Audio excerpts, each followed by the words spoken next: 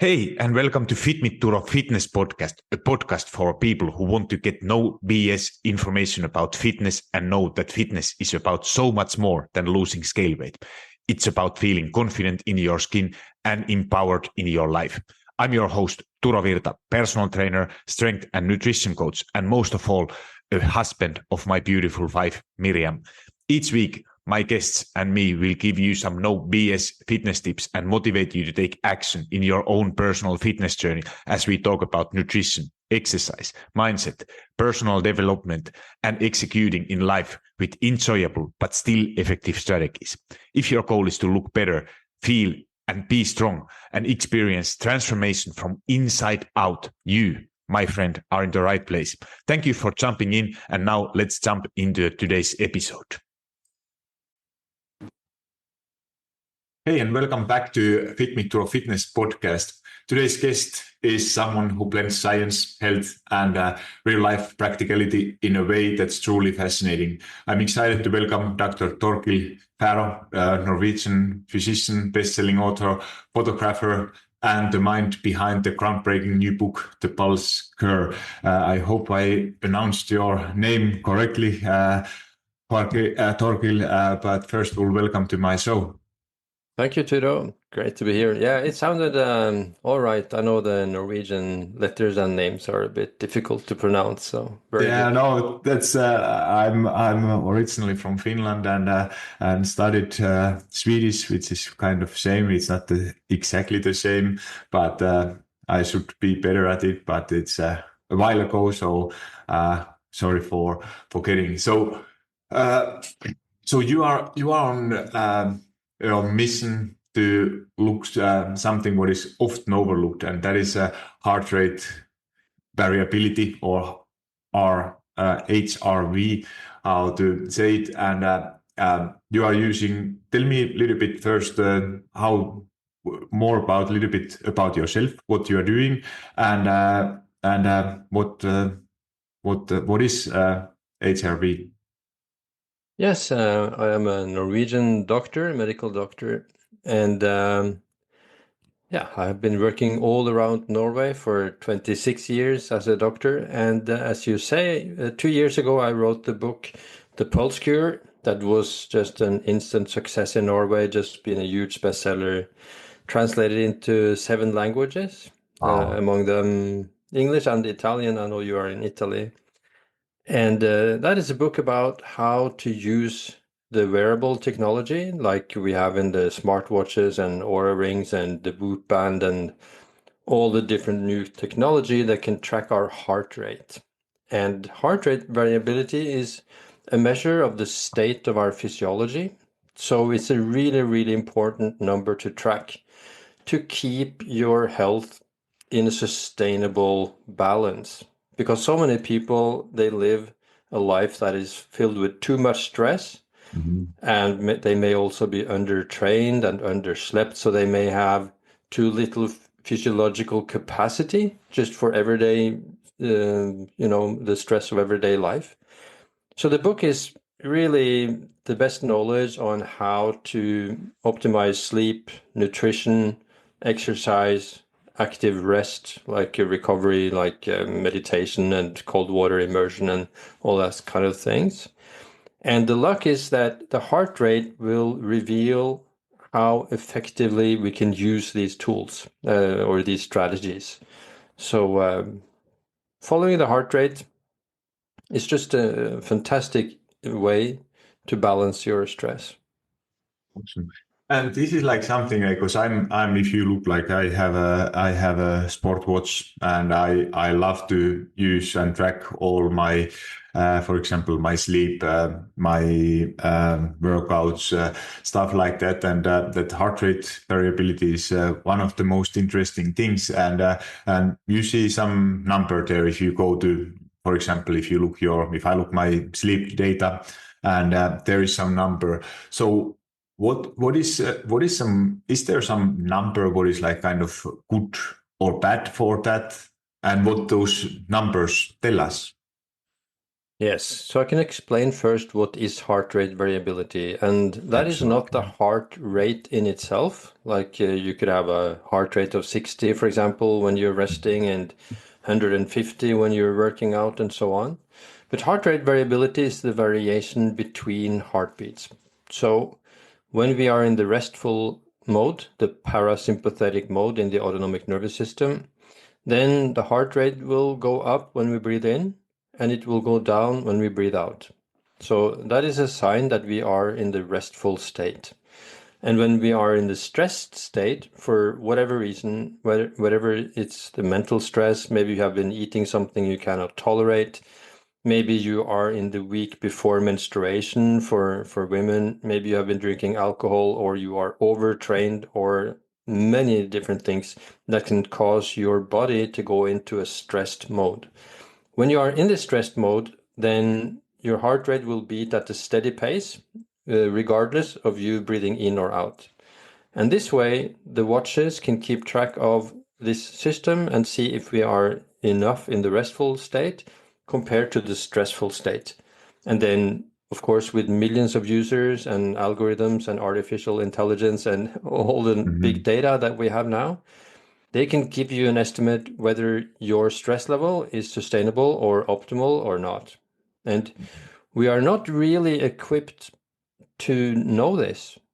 And this is why so many people end up in a burnout situation. They will be overtrained without knowing, because the sense of our inner stress has never been a priority throughout evolution. All the senses have been directed outwards with the eyesight and hearing and smell and taste and so on. But the sense of the level of our inner stress has never been needed throughout evolution. But now we need it, because what makes us sick, what makes people come to me in the doctor's office, is too much stress compared to the capacity. So of course you Mhm. can tolerate a lot of stress if you have a good fitness level, if you are sleeping enough, if you are eating the right thing, then you can tolerate so much more stress. And this will be seen in the heart rate, which is a good thing. And also, of course, the good thing is that instead of coming to the doctor to have a reading or measurement of what is important for your health, you have it available on your wrist, in your hands, literally at all times. Mhm. Yeah, and is there like this is so interesting, like because I of course I follow it, I look the numbers, I like my watch is giving me average for the last 28 days. But is there, and I definitely feel those signs as myself, if I, like you said, that either eating something bad, drinking alcohol, having a stressful time with the work or family, or something, and that obviously affects your sleep, and also like that even that sleep quantity might be pretty solid, like let's say 8 hours, but quality, and especially that heart rate variability is lower than it should be. So I definitely don't feel as recovered as even some other nights. I might sleep less, but I have a good quality of sleep.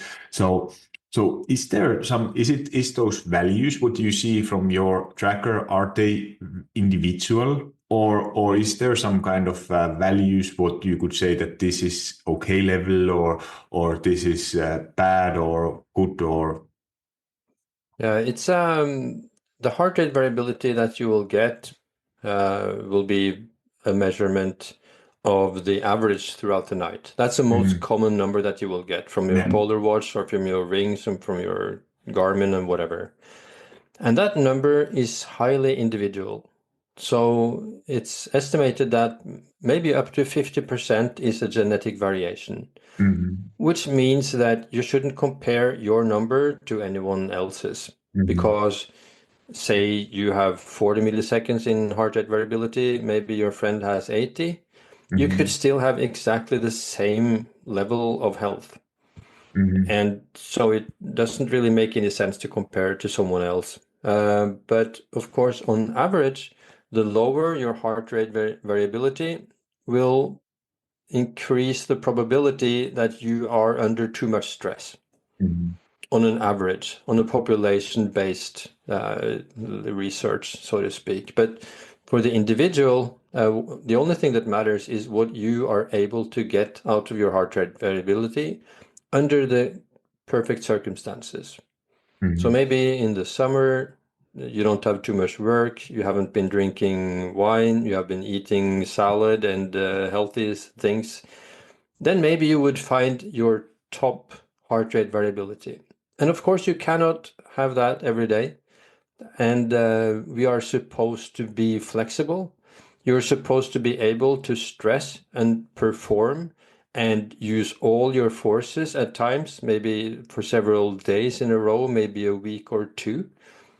But if you keep pushing yourself too hard for too long without recovery, there will be a price to pay.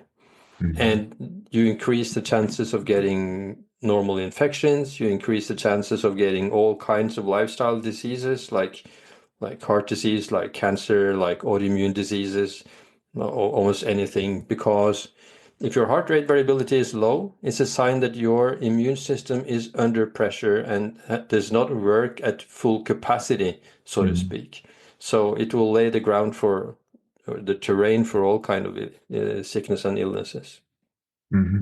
So it's always better that higher the number is, it's better, and lower it is, it means that there is something what you should pay attention, right?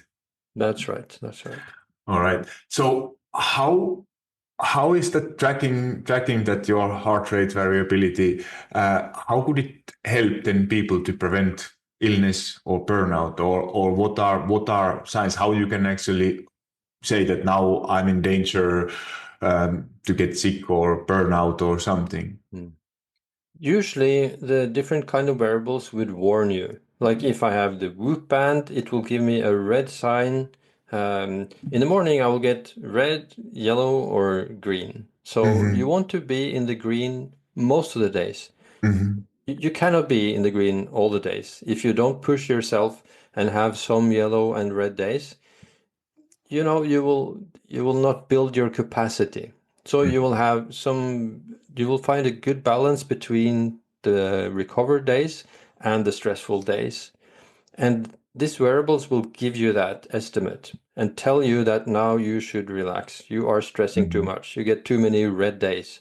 And the Garmin, in the same way, would tell me that you are under too much stress. Maybe you should do some breath work, and you would be warned by the numbers that you get.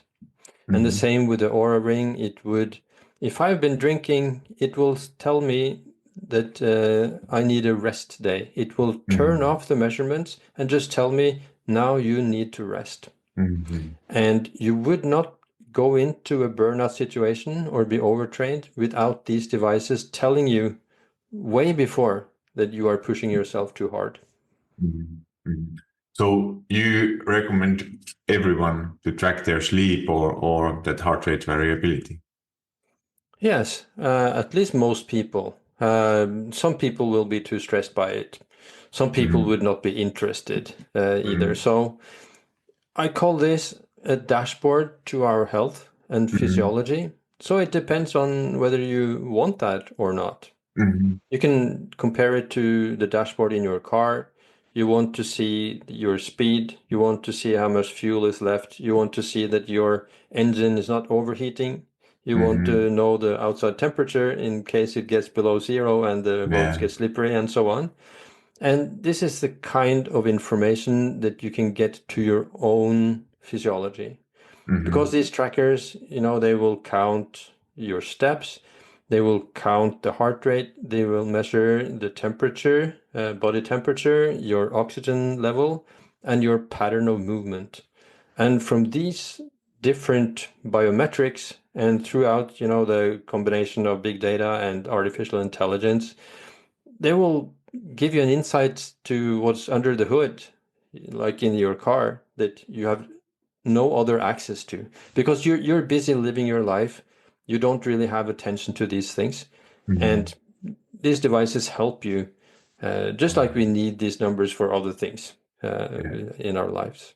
Yeah, no, You want to see your bank. You want to see your bank account, right? To know, do you have enough money to buy food for you and the Exactly. kids? You know, can you go on a holiday?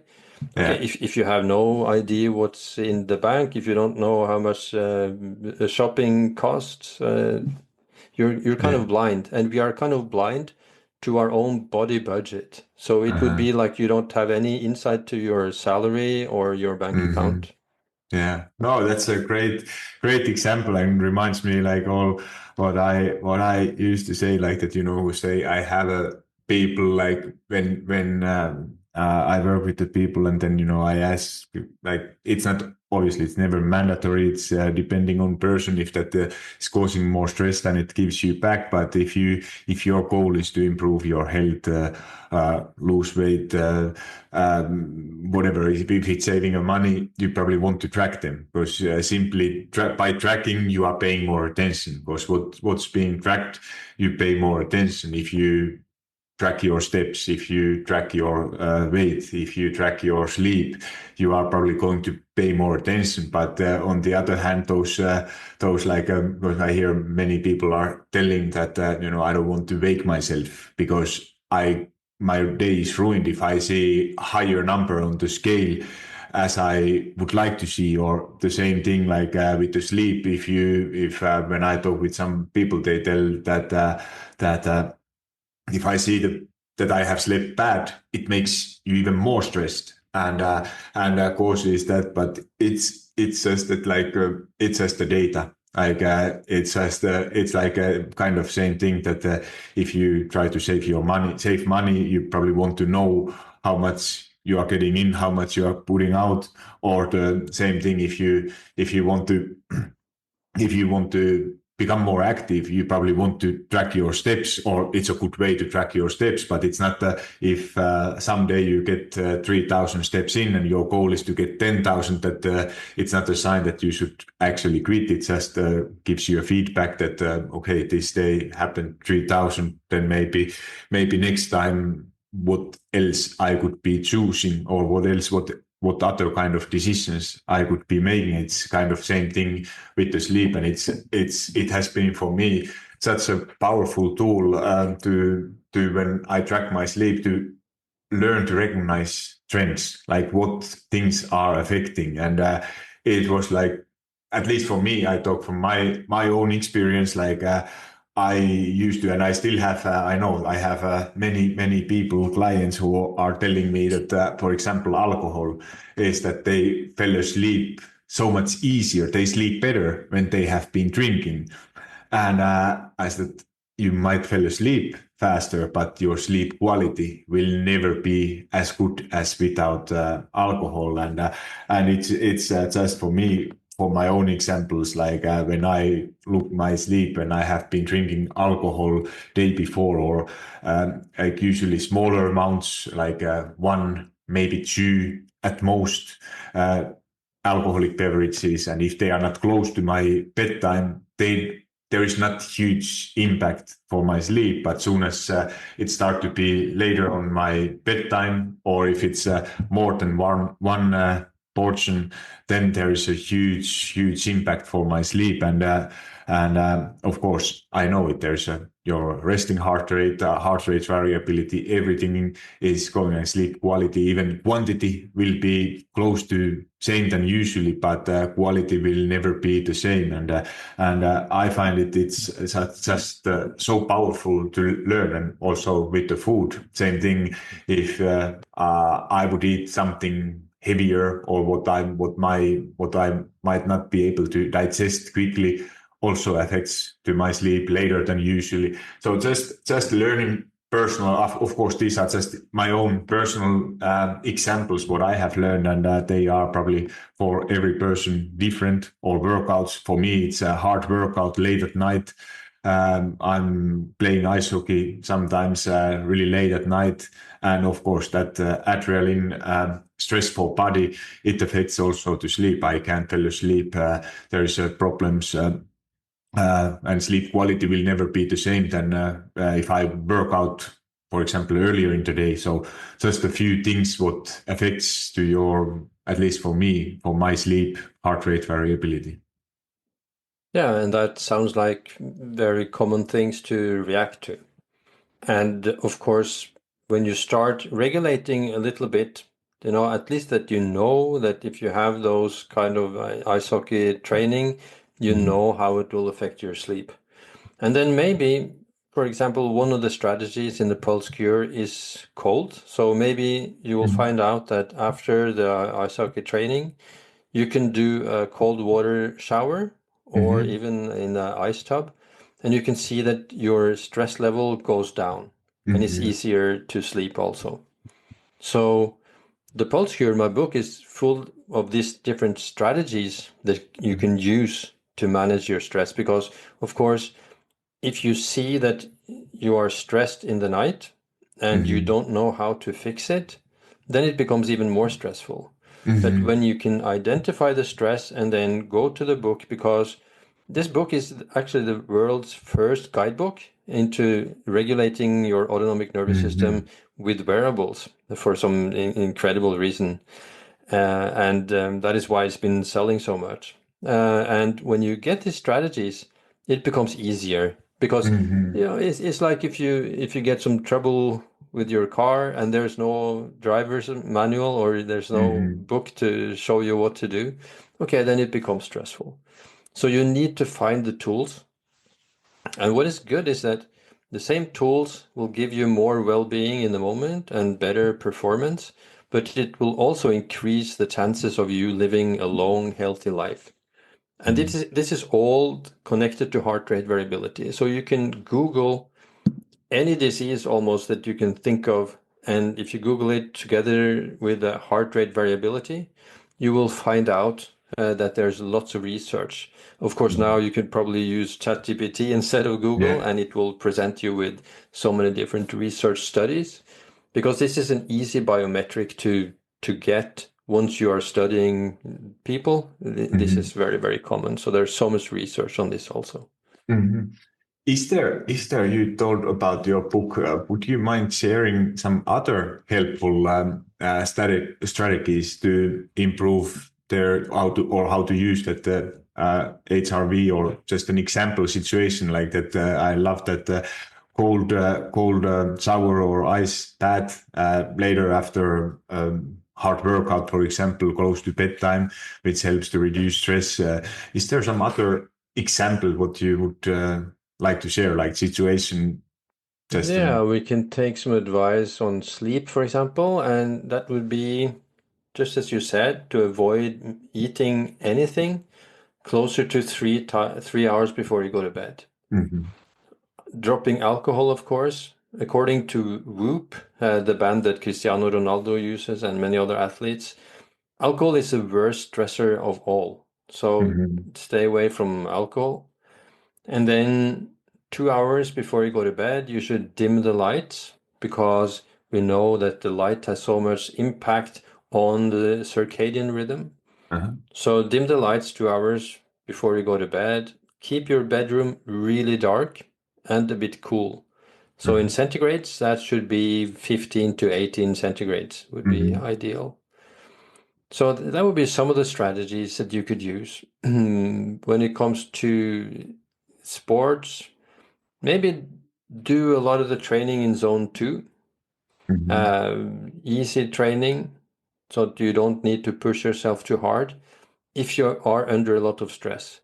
Because so many people, they are under a lot of stress in their daily life. And then when they only have the time to exercise maybe twice a week, for example, then they go all in and push themselves really hard. And when you don't have a number for how much recovery you need, then it's very, very difficult to find the balance. Maybe you are pushing yourself way too hard. And that will just increase the probability of getting injured and so on. So adjusting your intensity and duration of your exercise compared to your available energy, so to speak, that's important. And you have a polar watch, and unfortunately, the better ones are the Garmin watches. Because they will give you the recovery time after an exercise. They will give you a training readiness before you start exercising, so that you know what state your body is in. And that has been very useful for many people. So that's very, very interesting. So how, like, those there were already like so many great small habits what you could be try already today to improve your heart rate variability. But is there like what are the like most common or common mistakes people are making when they try to recover or reset? They may lie on the couch eating some candy or crisps or ice cream and thinking that they are relaxing and recovering. Mm-hmm. And then when you look at your heart rate, you will see that your heart rate is really high. That this Mm-hmm. food creates a lot of stress in your system. Even if you are lying there on the couch watching Netflix, feeling good because you have just been eating something with a lot of sugar in it, so you get a dopamine kick Mm-hmm. in your hormones and so on. So I think that is quite common mistake. And a quite common mistake also would be not to realize how intense a workout can be. So if you get a lot of lactic acid, in particular, a lot of anaerobic exercise, then it can take several days to recover, much more than you would expect. Mm-hmm. So that would be two common mistakes. And for women, I'm not sure if you have many female listeners, but for women, the week before menstruation can be a really, really tough load, physiological load on the system, that you can see your heart rate variability really dips. Actually, it dips as much as having a COVID infection. I can see that on the Wow. numbers because so many people send me their graphs and Mm-hmm. ask me questions and so on. So I can see that the dip in heart rate variability as strong as a heavy COVID infection. So, and Wow. then you shouldn't really do your hard workouts. Maybe you should do yoga instead or zone 2 training, take better care that you're sleeping enough and so on. So you cannot push yourself as hard for that week as for the other weeks in the menstrual cycle. Mm-hmm. Mm-hmm. No, those are very like I wasn't aware of this, like especially the women's. I know I mostly work with the women, but how much it actually affects. Like of course I'm aware that the menstrual cycle affects how you are able to how much you are able to train, push yourself, but that it's that's almost like a shocking that the heart rate variability is like that you are about to get COVID. that's Mm. wow. Thank you. That was such a big thing. So I want to talk a little bit about emotional side. So for like of that like kind of longevity and how does that mindset or positivity impact on HRV or and the health? Yeah, so positivity, gratefulness, uh, these kind of emotional states, they will be better for heart rate variability. Mm. Having purpose, being kind, all of these things will be showing off in the heart rate actually. Wow. And on the opposite side, if you are frustrated, you are irritated, you are feeling anxious and depressed and yeah, feeling meaningless existence and so on, this will give stress to your body. And your body reacts in a different physiological way with different kind of hormones, whether you are happy and feeling good and being optimistic, rather than being anxious and worried and pessimistic. So your body and your circulation, your blood circulation will actually behave differently. If Mm. you are optimistic, if you are thinking that this is good, this stress is good for me, then your heart rate will pump out more blood in each cardiac output, and your blood vessels will dilate out in your body to get more blood and oxygen to the different parts of the body. Mhm. But if you are in the worried state, you are scared, you are anxious, you are pessimistic, then you can there will be a different reaction. There will be more cortisol, and also your cardiac output will be less, and the arteries in your body will constrict, and there will be less blood coming out to the different Mm. parts of the body. And why is that? It's not totally sure why it is like this, but the theory is that 100,000 years ago, when you were hunting, you were in the positive state. And when you were being hunted from enemies or from animals, then you were in the fearful state. And then in that state, there will be a risk of being bitten or bleeding from some damage. And this is why the blood vessels needed to be constricted to minimize the blood loss. And this is also what you can see on the football pitch. For example, you can almost see this, that the team that is optimistic, that thinks that they are attacking, they run faster, they behave different. And when they suddenly get scared, maybe they are about to lose and they get scared of conceiving goals, then they act differently. You can almost see it live, this effect. At least I think so. So it's important to have this. You don't need this overly optimistic view on things, but to be aware that your body will react differently whether you are pessimistic and worried instead of optimistic and that you have some, you're more on the positive side, that you are grateful, that you are seeing what is there instead of what you are lacking. So there will be different affect your life very differently. Yeah, no, it absolutely, it makes so much sense. Like if I feel like I'm in general, I'm very positive person, trying to think always positive ways, and then on the other hand, like my wife is very pessimistic and always like very anxious, and also obviously many of my clients, they feel or people who I know, they are like they are kind of all the time like negative persons, or getting stressed for even small things, like, or feeling having kind of emotions. It's if it's a stress or fear or anxious, you can name it whatever you want. Do you have any like is there, how, if someone who is listening is feeling like that, this is, you hit the nail, like now I'm definitely on that kind of part, like that I'm way too stressed or anxious and I would like to become more positive. Is there, what kind of tools you have? I know maybe this is not your specialty, but I would just like to know your opinion, or what kind of tools you are using. I'm using many tools, and I also, there's a lot of good self-help books in this area.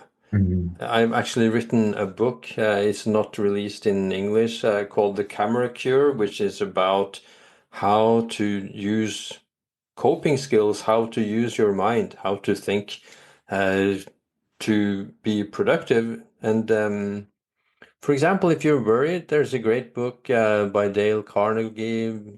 I think the name is Stop Worrying and Start Living. There are Mhm. many good books on all of these different subjects. So whatever you're struggling with, you will know that other people have been struggling with it Oh yeah. before. And you need to find out who managed to solve that. And I'm sure if you go to the self-help section in the bookstore or in the library, there will be lots of help Mhm. for the different kind of situations that you would be in. So, but you need to work on it, and it can take a long time. You Mhm. need to be patient. You need to accept where you are at the moment, even though you wouldn't want to be there. You need to be very patient in improving. Mhm. And that I think is the most important thing, because so many people will be too frustrated, too Mhm. impatient, and that is not productive. It is not getting you where you want to go. So yeah, I would advise people to do that. Yeah. Yeah, always it's like you said. I feel the same. Like you said, that it's like it was for me also, like when I'm also like, in some cases I have patience, but then if I start to learn new skill or something, like for example meditation, I was very interested to learn it, but then I was like that. I tried it like for a couple of times or gave it for a couple of weeks, but then I knew that I'm not in a state to really like meditate. And I said, okay, do I really need it? Like I have other tools to take care of my mental health. I don't need to, and this was not for me. I tried it, but I knew that if I would like to learn to meditate, I would need to give it a shot and start with a very small thing. That's kind of same thing with exercising. You want to build habits that last. You have to understand that it's starting small and it takes a long time, and it's the biggest mistake is to think that I will like kind of, for me is kind of that all or nothing thinking that, you know, if I can't do it perfectly or now, or if I'm not from the beginning very good at it, it's not even worth of doing it. So it's just that mindset of like in everything, like if you practice journaling, gratitude, being positive, like honestly, most likely if you think that how many situations there is in a day, there are thousands of decisions, reactions, how you are going to react for things what are happening. And the progress is not that you get them everything right away, but it's that if you make, let's say, 1,000 decisions per day, and now you are able to make maybe 400 good ones, 600 not so good ones, and if you are able to make 410 good or better decisions, that is already progress. And it's kind of same thing, I think, with those all kind of self-help and changing your mindset. Of course, you can always change. Like many people, maybe you have your personality that is harder to change, but I believe that with the time, with the practice, with the right tools, everything is possible to change, but it's almost always taking a lot longer than you would like it to take. Yeah, so you have to consider how different can you be in 5 or 10 years if you do a little bit at a time. So people underestimate what they can achieve in 10 years, and they overestimate what is possible to do in half a year or 1 year. So they need to be patient, doing small steps at a time. Just keep adding the small good steps, and that is the way to do things. And there's no alternative really to that, and there's no alternative to the effort, to making the effort. Either, and that is the same in the post cure. Either you do a small effort every day to have a healthy life, or you skip it and hope for the best, and then you will be sick and you will lose your abilities a lot earlier if you don't do that effort every day. And you don't need to do much. Like, for example, I do sit-ups, push-ups, and squats every day, around 50. It will take me 2 or 3 minutes, and that is enough for me to have a quite okay level of muscles. And earlier I used to think that the only way to do exercise was 1 hour in the gym. But now that I do these small things every day, that seems to be enough. And it would be the same if you're meditating. Maybe the most important is to meditate for 3 minutes. If you can't do 20 minutes, most of the effect, maybe there will be in only 3 minutes that you can do when you're on the bus or waiting for someone or whatever. So the small steps, those are the really important ones. No, I totally agree, and it's funny what you said about exercising, because this is exactly like what I had to also learn hard way from myself, like from my background being professional ice hockey player, and when I retired from being professional, and you had that kind of, or I had that kind of mindset that a good workout have to be an hour workout and it has to feel hard, or if it's nothing like walking or doing some mobility workout or 10-minute or 5-minute strength workout, that it's not even worth of doing it because it's too less. It doesn't bring anything. It doesn't help at all. And now, like when I get older, it's more and more with more people. I have worked the ones who make actually the most progress are the ones who are actually consistent, not the ones who are able to do like a perfect 5-6 workouts full hour workout or 45-minute workouts several times per week, because most of those people, it's a matter of time before they quit, and that consistency, it matters so much more. That when you think that instead of thinking like, for me, if I think that earlier I think that how my best week should be, and now I don't care how my best week is. What I'm more concerned is that how is my worst week, and what can I do even in the worst weeks. So because there is always, like, obviously some weeks are busier, there's things happening, but still, like, for myself, what I use rule, I need to get started. I need to only get started. And that is, I made promise for myself to start my strength training 2 times per week, even it's 5 minutes or 2 minutes, even if it's only one exercise. But once I have done that, I have get promise for myself.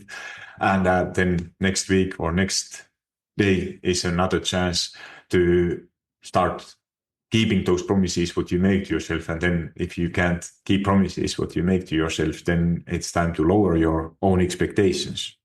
Yeah, I totally agree. Yeah. So what is you talked about aging, and how is that attitude, like that positivity, and how that stress, how that your attitude, like that, can impact on your aging, how your ability to live healthier for longer. So what kind of, is there some studies, or what is your take on this? Yeah, so about the attitude of being older, then there are research showing that if you have a positive attitude to that, you will be healthier and live longer. If you have a negative attitude towards getting older, then it's a more chance that you will be sick and that you will live shorter. I think maybe they discuss why it is like this, and maybe it is so that the ones who have a positive outlook have more strategies to be healthy. They feel more in control of their life. They would probably be exercising more, doing smarter things. The ones that feel more helpless and feel that they are aging without their control, so to speak, that is maybe part of the reason. But there will be a difference between if you are positive or negative towards aging. And aging, of course, there's a difference between aging in just chronological years, but the biological age is maybe even more important. And you have much more control of your biological age. Actually, from the advice in the Pulse Cure, there are research showing that if you implement those strategies, then you can live 24 years longer. Because it's all, when you add up, better nutrition, better exercise, better sleep, better ability to mitigate stress, managing alcohol, nicotine, and many other things. And having better relationships, which is also very important. Then you can actually live 24 years longer than if you don't have them. If you have poor relationships, if you smoke, if you're eating junk food and don't exercise at all, and so on. And there's a big difference between those who do the right things and those who do the wrong things. Of course, most people kind of do half right and half wrong, okay, and live the average life expectancy of 80 years old. So if you do everything wrong, then you would be lucky to be 70. And if you do everything right, there's a good chance that you will be 90 years old and still enjoy life. So, and that is my experience as a doctor. Yeah, no, that is, it's for me, it sounds so true. And if you think like that, like you have for sure a lot more experience, but it's just the chances what you are giving to yourself to live healthier, longer life. Like that, if you don't care too much, maybe you make it until 70, but it's not only about how old you will live. It's also about, for me at least, it's a quality of life, what things you are able to do in also later in life. Yeah, Yeah, absolutely. And the good thing is that the same things that will help you be healthier will also make you live longer. So we're not talking about that you live 10 extra years and those years are just lying in the bed being sick. It's also healthier years because you are helping your mitochondria, you are helping your cells to perform better. So most of the diseases that we treat is really diseases of too little energy production in the cells, Mm-hmm. too low capacity in the mitochondria and in the cells, that will affect all the different organs in the body. And the organ in the body that are mostly dependent on good mitochondria, that is of course the brain. So Mm-hmm. if you have a poor health level, the brain will suffer the most, and you will, yeah, you will not have a good life then. Mm-hmm. Mm-hmm. I have a couple questions before we wrapped up this episode from my clients. Like I talk from my clients as many of my listeners are busy women over 40. They are dealing with stress, fatigue, or hormone shifts because of menopause. Uh, how could that tracking HRV help them to understand their bodies better? They would be able to earlier identify what stresses them and what keeps them healthy. And in particular in that period, because they are very vulnerable to stress, and Mm-hmm. particularly with the perimenopause. And then stress, your ability to tolerate stress will be less. So Mm-hmm. it's even more important than ever to be able to control your stress.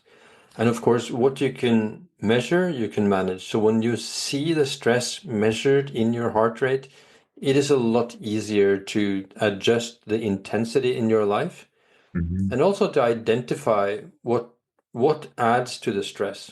You will Mm-hmm. have some stress from being in that age, from the perimenopause, but then of course Mm-hmm. you don't need to add alcohol. You don't need to Mm-hmm. add nicotine. You don't need to add food that you cannot tolerate. Like many people will identify from their heart rate that there are certain foods that will stress them out. Like for Mm-hmm. me, it would be chili, and they put chili like in everything. And if I eat something with chili in it, my in the evening, my night is ruined, just like Mm-hmm. with alcohol. So they would be able to identify energy thieves that they can do something about.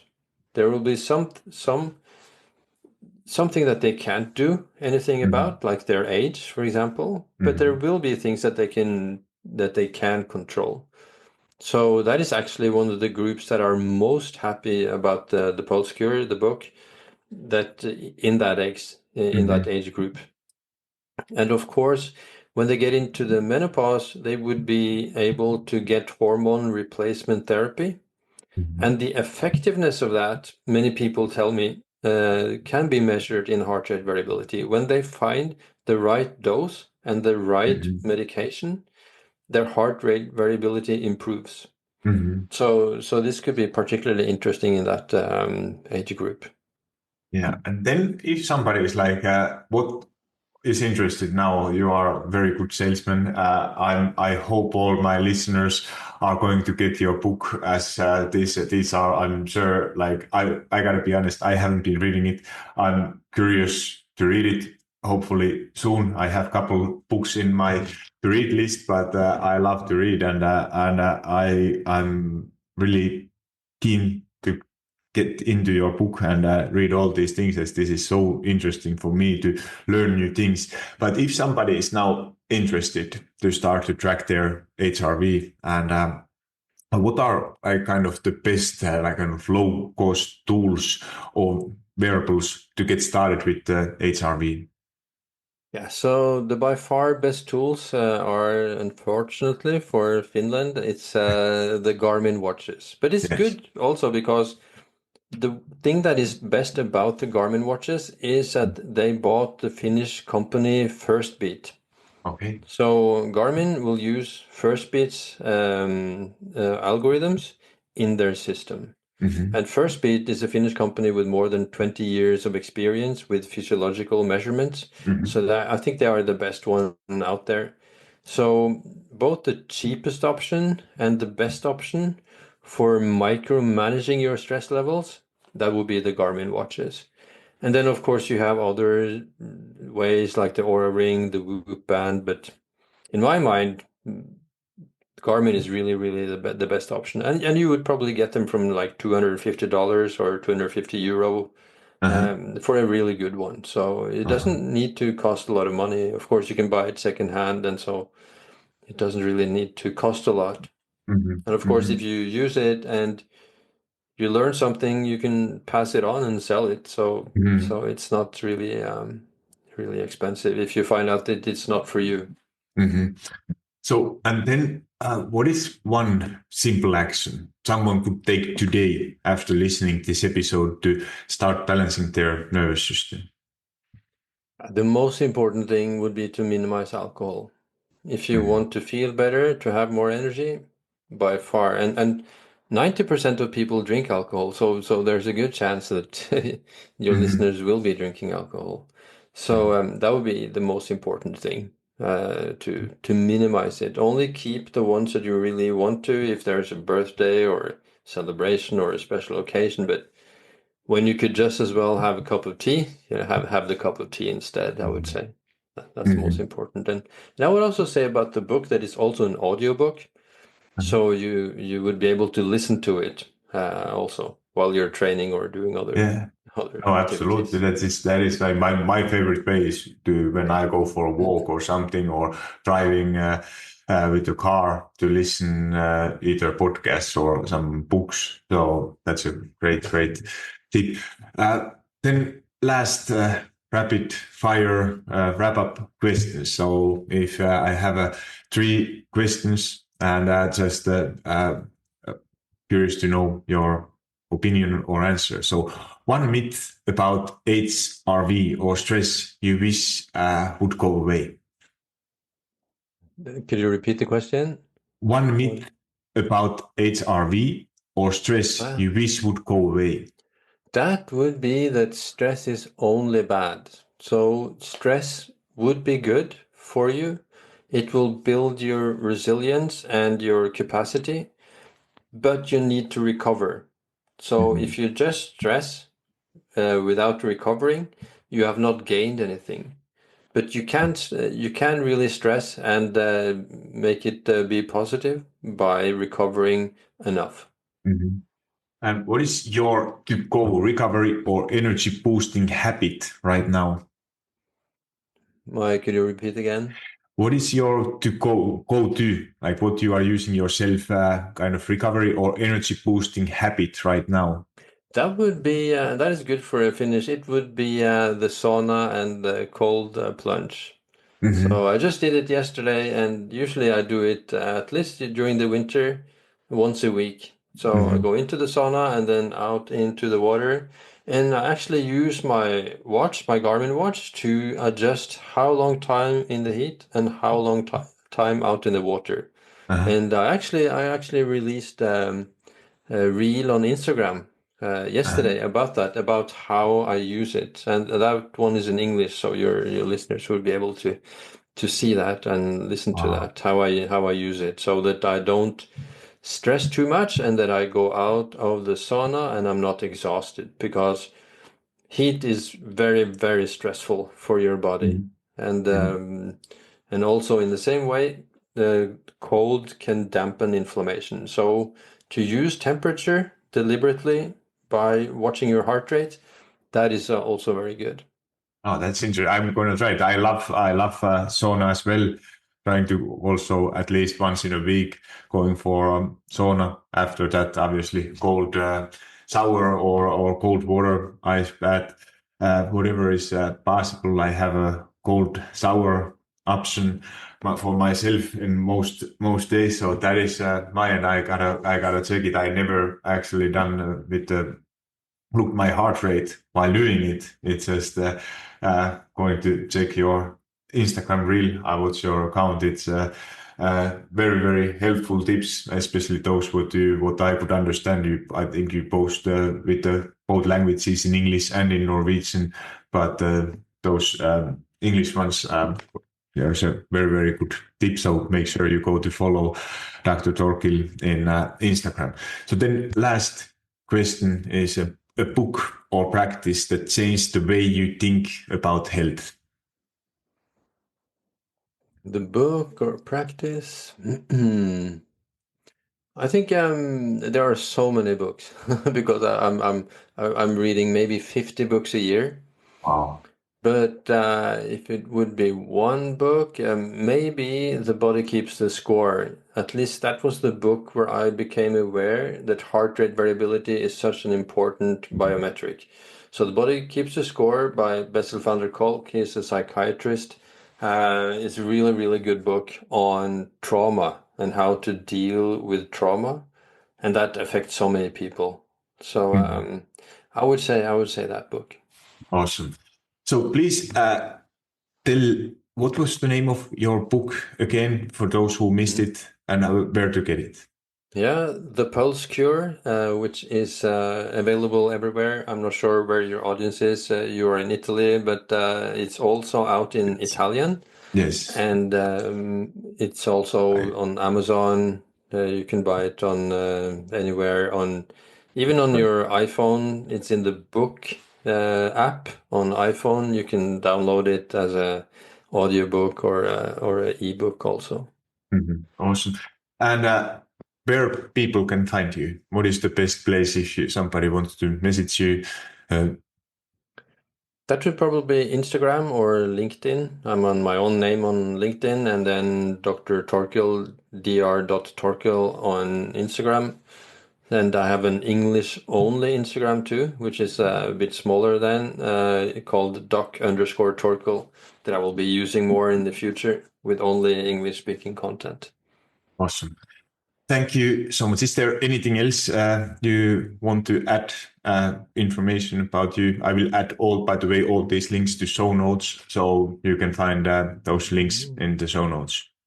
Yeah, they would be able to see on thepulsecure.com, they will be able to see a video lecture where I explain everything. And if they're also on YouTube, if they find my name, there's also a lecture that I had for the Garmin headquarters that they could see and listen to how I explain everything in with the details that you can see. Yeah.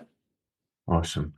Thank you so much, Dr. Torkil. That was, I learned so much. I hope listeners too. And if you enjoyed the episode, I would love to have 5-star review if you haven't already left it. So please do it, do a favor, so more people can find this podcast.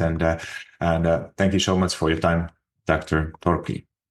Thank you, Turo. Thank you.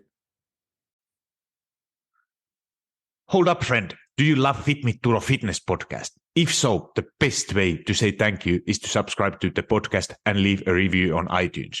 I know every podcaster wants you to leave a review, but it's because those reviews help the podcast to reach more people. I truly want to know what you think, and if this particular episode resonated with you, would you also please share it? Either send a link to someone who you think will find it valuable, or take a screenshot and post it into your social media and tell your friends and family why they should listen it. Make sure you tag me so I can hear your feedback and give you a little love. And if you aren't already following me on Instagram or TikTok, that's the perfect time to hit that follow button. Thank you for being here and listening to Fit Me Turo Fitness podcast.